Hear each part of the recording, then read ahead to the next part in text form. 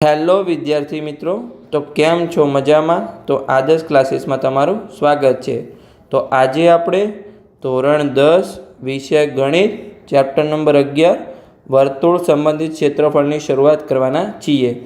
એટલે કે આજે આનો લેક્ચર નંબર 1 છે. આ લેક્ચરમાં આપણે ઇન્ટ્રોડક્શન અને ફોર્મ્યુલાની વાત કરીશું. એટલે કે ચેપ્ટરની બેઝિક વસ્તુઓ, ચેપ્ટરમાં શું આવશે, કયા સૂત્રો આવશે, કેવી રીતે ગણતરી કરીશું, એની આપણે વાત કરવાના છીએ. તો આ ચેપ્ટર સાવ નાનું છે. ખાલી 2 ઉદાહરણના દાખલા છે અને 14 સ્વાધ્યાય 11.11ના દાખલા છે. તો નાનું ચેપ્ટર છે, સિમ્પલી પૂર્ણ થઈ જશે. તો દરેક વિદ્યાર્થી આ ચેપ્ટરને અવશ્ય કરી લે. તો ચલો આપણે શરૂઆત કરીએ. અહીંયા આપણે એક વર્તુળને દોરીશું અને પછી એના ભાગોને આપણે સમજીશું.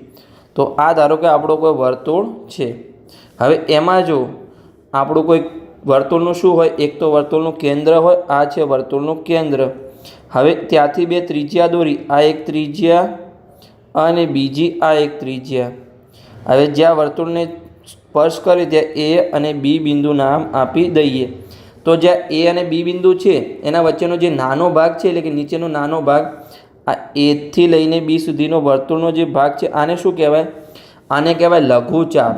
તો ચલો લખી દઈએ, આને કહેવાય લઘુચાપ. જે નાનો ભાગ હોય એને લઘુચાપ કહેવાય, લઘુચાપ.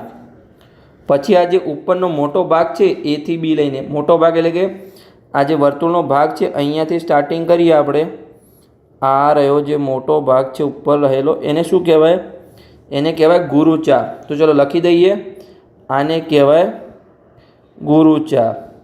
પછી જે એ બી છે, અહીંયા ધારો કે આપણે ઓ બિંદુ લઈએ અને અહીંયા આપણે વાય બિંદુ લઈએ, ધારો પી બિંદુ લઈએ. ચલો, તો આ જે નાનો ભાગ છે, એટલે કે ઓ એ પી બી, આ અંદરનો નાનો ભાગ, આને શું કહેવાય? આને લઘુ વૃત્તાંશ કહેવાય. તો ચલો લખી દઈએ અંદર કે આને શું કહેવાય? લઘુ વૃત્તાંશ કહેવાય. પછી જે લઘુ વૃત્તાંશ સિવાયનો મોટો ભાગ છે, એટલે કે આ રહેલો મોટો ભાગ, આને શું કહેવાય? એને ગુરુ વૃત્તાંશ કહેવાય. તો ચલો લખી દઈએ કે ગુરુ વૃત્તાંશ. આને આપણે ગુરુ વૃત્તાંશ કહીશું. સમજણ પડી ગઈ? પછી અહીંયા આપણે બીજો ત્રિકોણ લઈએ. હવે આપણે સમજીશું લઘુ વૃત્તખંડ અને ગુરુ વૃત્તખંડ. તો ચલો આપણે સમજીએ. તો આ આપણો કોઈ બીજો ત્રિકોણ છે. એમાં હવે જો શું હશે? વર્તુળનું કેન્દ્ર હશે. તો આ છે આપણું કોઈ વર્તુળનું કેન્દ્ર. ત્યાંથી આપણે 2 ત્રિજ્યા દોરીએ. અહીંયા એક ત્રિજ્યા અને આ આપણી બીજી ત્રિજ્યા. આપણે અહીંયા બિંદુના નામ આપી દઈએ, બિંદુ એ, બિંદુ બી, અને અહીંયા ધારો કે વર્તુળનું કેન્દ્ર ઓ છે. તો આ જે ભાગ છે અંદરનો, અહીંયા ધારો કે આપણે પી બિંદુનું નામ આપી દઈએ. ઓ એ પી બી જે નાનો ભાગ છે એને શું કહેવાય? તો હમણાં જ તમને સમજાવ્યું, આ ભાગને શું કહેવાય? લઘુ વૃત્તાંશ કહેવાય. હવે જો એમાં આપણે અહીંયા જીવા દોરી દઈએ, તો આ જે નીચેનો ભાગ છે ત્રિકોણ સિવાયનો, ઉપરના ત્રિકોણને તમારે ગણવાનું નથી. તો આ શું કહેવાય? આ એ પી બી જે ભાગ છે નીચેનો, એને શું કહેવાય?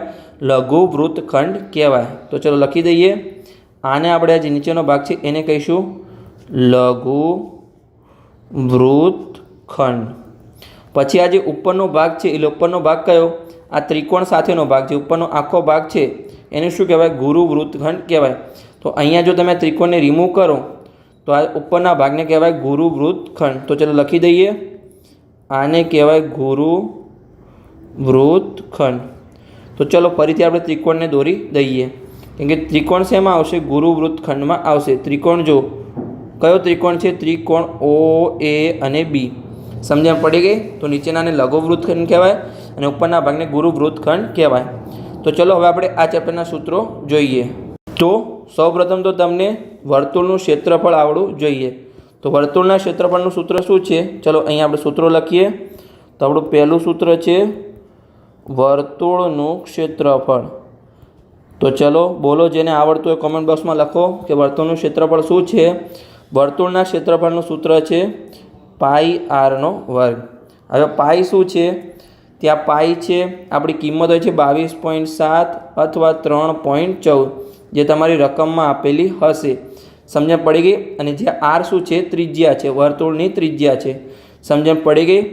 હવે આપણે બીજું સૂત્ર લખીએ, વર્તુળનો પરિઘ. એટલે કે વર્તુળનો પરિઘ. હવે વર્તુળનો પરિઘ પહેલાં તો શું છે?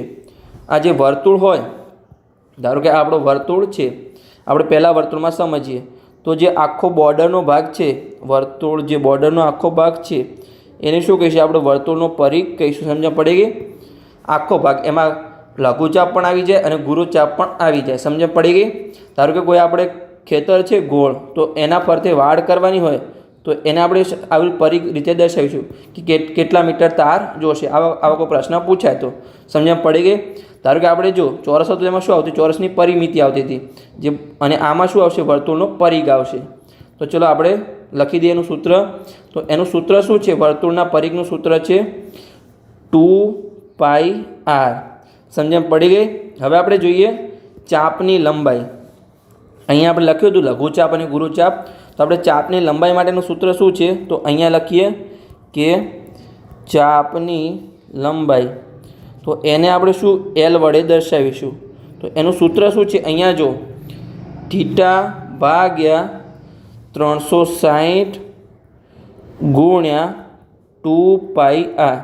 તમારે જો ખાલી બે જ મેન સૂત્ર યાદ રાખવાના છે, એક વર્તુળનું ક્ષેત્રફળ અને એક વર્તુળનો પરિઘ. બીજા સૂત્ર તો ઓટોમેટિક એના આધારે આવી જશે.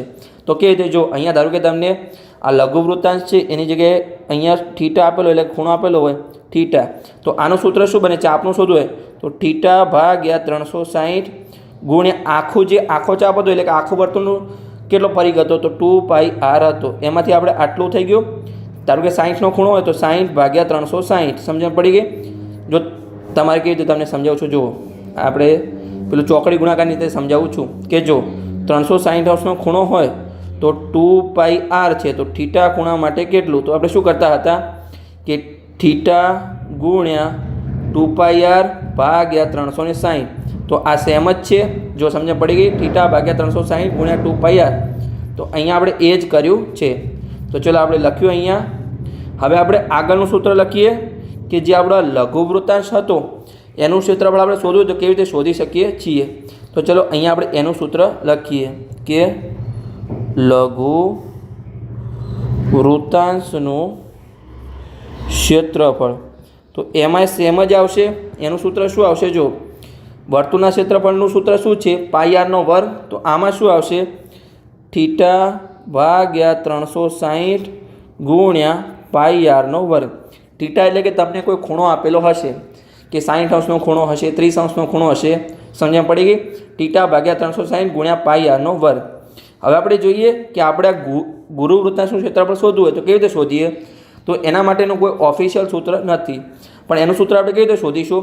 તો વર્તુળનું જે આખું ક્ષેત્રફળ છે એમાંથી લઘુ વૃત્તાંશનું ક્ષેત્રફળ બાદ કરી લઈએ તો આપણને ગુરુ વૃત્તાંશનું ક્ષેત્રફળ મળી જાય. તો ચલો લખી લઈએ આપણે કે ગુરુ વૃત્તાંશનું ક્ષેત્રફળ. સૂત્ર 5 ગુરુ વૃત્તાંશનું ક્ષેત્રફળ. તો એનું સૂત્ર શું થશે? વર્તુળનું ક્ષેત્રફળ માઇનસ લઘુ વૃત્તાંશનું ક્ષેત્રફળ. તો લખી દઈએ અહીંયા સરખી રીતે વર્તુળનું ક્ષેત્રફળ માઇનસ લઘુ વૃત્તાંશનું ક્ષેત્રફળ. લઘુ વૃત્તાંશનું ક્ષેત્રફળ.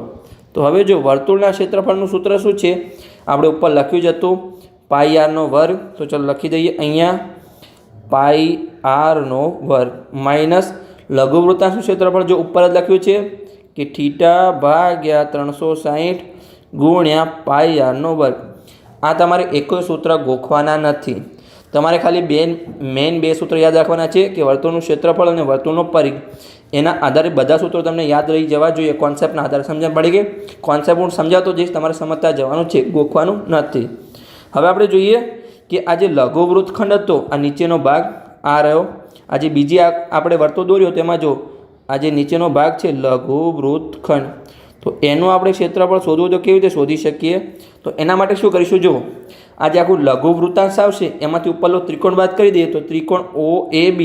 તો એમાંથી આપણને લઘુ વૃત્તખંડનું ક્ષેત્રફળ મળી જશે, કેમ કે લઘુ વૃત્તાંશમાંથી ઉપરના ત્રિકોણનું ક્ષેત્રફળ આપણે બાદ કરી લઈએ. તો ચલો એનું પણ સૂત્ર આપણે લખી દઈએ. તમારે ગોખવાની કંઈ જરૂર નથી, સમજતા જાઓ ધીરે ધીરે. તો આપણે કયું સૂત્ર આવ્યું છે? સૂત્ર નંબર 6. તો ચલો લખી દઈએ અહીંયા લઘુ વૃત્તખંડનું ક્ષેત્રફળ. તો એનું સૂત્ર શું થશે? લઘુ વૃત્તાંશનું ક્ષેત્રફળ માઇનસ ત્રિકોણનું ક્ષેત્રફળ. તો ચાલો લખી દઈએ, લઘુ વૃત્તાંશનું ક્ષેત્રફળ માઇનસ ત્રિકોણનું ક્ષેત્રફળ. હવે આ જે ઉપર આપણે લઘુ વૃત્તખંડનું તો ક્ષેત્રફળ શોધી દીધું. હવે આપણે જે ઉપરનો ભાગ છે ગુરુ વૃત્તખંડ એનું ક્ષેત્રફળ કેવી રીતે શોધીશું? કયો ભાગ ગુરુ વૃત્તખંડ? તો આ જો આખો જે ભાગ છે ઉપરનો લઘુ વૃત્તખંડ સિવાયનો આખો ભાગ છે, અહીંયા A થી B અને ઉપરનો આખો ભાગ. તો જો નીચેને આપણે રિમૂવ કરી લઈએ, ફરીથી તને ઉપરનો ભાગ બતાવું છું. તો જો આપણે બધું રિમૂવ કરી લઈએ તો આ જે ભાગ છે A થી લઈને B સુધી અને ઉપરનો આખો ભાગ લઘુ વૃત્તખંડ સિવાયના ભાગને શું કહેવાય? ગુરુ વૃત્તખંડ કહેવાય. તો જો તમારે એનું ક્ષેત્રફળ શોધવું હોય તો કેવી રીતે શોધાય? સિમ્પલ જ છે કે વર્તુળનું ક્ષેત્રફળ એમાંથી જે નીચેનો ભાગ છે લઘુ વૃત્તખંડ એને આપણે બાદ કરી લઈએ તો આપણને ગુરુ વૃત્તખંડનું ક્ષેત્રફળ મળી જાય. તો ચાલો લખી લઈએ આપણે કે ગુરુ વૃત્તખંડનું ક્ષેત્રફળ કેવી રીતે શોધવાનું છે. તો અહીંયા આપણે સૂત્ર નંબર 7 ગુરુ વૃત્તખંડનું ક્ષેત્રફળ. તો એમાં શું આવશે? જો વર્તુળનું ક્ષેત્રફળ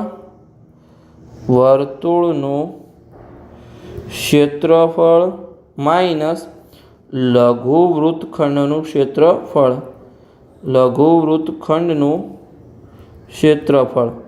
સમજણ પડી ગયા એટલા સુધી? હવે આપણા ખાલી 3 ત્રિકોણના સૂત્ર છે એ આપણે લખી દઈએ, કેમ કે આપણી ગણતરીમાં એનો ઉપયોગ થશે એટલું સૂત્ર તમારે જરૂરી છે.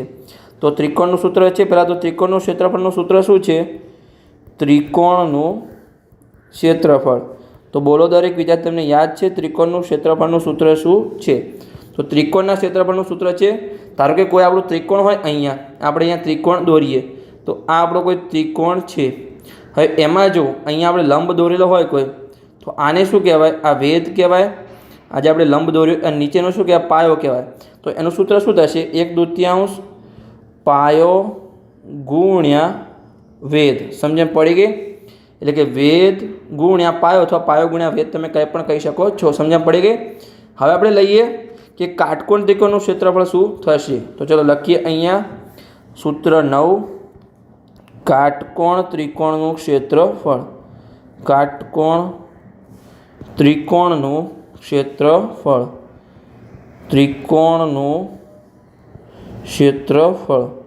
તો જો અહીંયા આપણે પહેલાં તો કાટકોણ ત્રિકોણને દોરીએ. તો ચાલો આપણે દોરીએ કાટકોણ ત્રિકોણ. તો અહીંયા જો આ આપણો કાટકોણ ત્રિકોણ છે, અહીંયા આપણો કાટખૂણો છે અને સામેની બાજુ શું થશે? કર્ણ થશે. તો અહીંયા જો આપણો પાયો અને વેધ શું થશે? જો અહીંયા આપણે ધારો કે દર્શાવીએ કે આપણું આ A બિંદુ છે, નીચે B છે, અહીંયા C છે. તો જો અહીંયા આપણો AB શું થશે? આપણો વેધ થશે અને BC શું થશે? આપણો પાયો થશે. તો અહીંયા લખી શકીએ આપણે શું લખી શકીએ? જો તેનું સૂત્ર લખો તો આપણે શું લખીએ કે 1/2 AB ગુણ્યા આપણે BC આવું લખાય. પણ અહીંયા જો AB અને BC શું છે કે જે કાટખૂણો બનાવે છે એ બે બાજુ છે. તો આપણું સૂત્ર શું થશે? અહીંયા 1/2 કાટખૂણો બનાવતી બે બાજુઓનો ગુણાકાર. તો ચાલો લખી દઈએ 1/2 કાટખૂણો બનાવતી બે બાજુઓનો ગુણાકાર. સમજણ પડી ગઈ? અને આપણું છેલ્લું સૂત્ર હવે લખી દઈએ કે સમબાજુ ત્રિકોણનું ક્ષેત્રફળ તમારે કેવી રીતે શોધવાનું છે. સમબાજુ ત્રિકોણનું કેવી રીતે ક્ષેત્રફળ શોધવાનું છે? તો સમબાજુ ત્રિકોણનું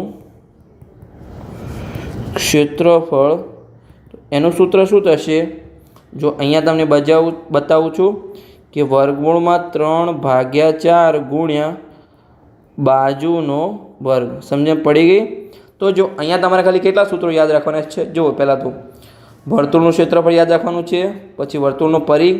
જો આ જે ચાપની લંબાઈ છે એ તો વર્તુળના પરિઘના આધારે આવી જશે કે θ/360 ગુણ્યા પરિઘ. પછી અહીંયા જો લઘુ વૃત્તાંશનું પણ આવી જશે θ/360 ગુણ્યા વર્તુળનું ક્ષેત્રફળ. સમજણ પડી ગઈ? પછી ગુરુ વૃત્તાંશનું ક્ષેત્રફળ શું થશે? વર્તુળના ક્ષેત્રફળમાંથી લઘુ વૃત્તાંશનું આપણે બાદ કરીશું, તો એ પણ તમને યાદ રહી જશે. પછી લઘુ વૃત્તખંડનું ક્ષેત્રફળ, તો લઘુ વૃત્તાંશમાંથી ત્રિકોણનું ક્ષેત્રફળ બાદ કરવાનું છે. પછી ગુરુ વૃત્તખંડનું, તો વર્તુળના ક્ષેત્રફળમાંથી આપણે લઘુ વૃત્તખંડનું ક્ષેત્રફળ બાદ કરવાનું છે. હવે તમારે ત્રીજું સૂત્ર આ યાદ રાખવાનું છે કે ત્રિકોણનું ક્ષેત્રફળ યાદ રાખવાનું છે. સમજ પડી ગઈ? 1/2 પાયો ગુણ્યા વેર. પછી કાટકોણ ત્રિકોણ તો તમને યાદ રહી જશે. અહીંયા કાટકોણ આવશે. કાટકોણ ચલો લખી દઈએ. કોટ નહીં, કાટકોણ આવશે. કાટકોણ ત્રિકોણનું ક્ષેત્રફળ. તો એમાં શું 1/2 ગુણ્યા કાટખૂણો બનાવતી બે બાજુનો ગુણાકાર. એ મેં તમને કોન્સેપ્ટ સમજાવ્યો છે એટલે તમને યાદ રહી જશે. અને ચોથું સૂત્ર તમારે યાદ રાખવાનું છે. અહીંયા સમબાજુ ત્રિકોણનું ક્ષેત્રફળનું સૂત્ર તમારે યાદ રાખવાનું છે. તો એ શું થશે? વર્ગમૂળમાં 3/4 ગુણ્યા બાજુનો વર્ગ. સમજણ પડી ગઈ? તો તમારે ખાલી 2-3 બેસિક સૂત્રો યાદ રાખવાના છે નાના નાના. એના આધારે તમને બધા સૂત્રો આવડી જશે. તો લેક્ચર કેવો લાગ્યો છે કોમેન્ટ બોક્સમાં લખજો. અને લેક્ચર સારો લાગ્યો હોય તો ચેનલને સબસ્ક્રાઈબ કરજો અને તમારા મિત્રો સાથે વિડીયોને અવશ્ય શેર કરજો. આગળ હવે ઉદાહરણના 2 દાખલા ગણાવીશું અને પછી આપણે સ્વાધ્યાય 11.1ની શરૂઆત કરીશું.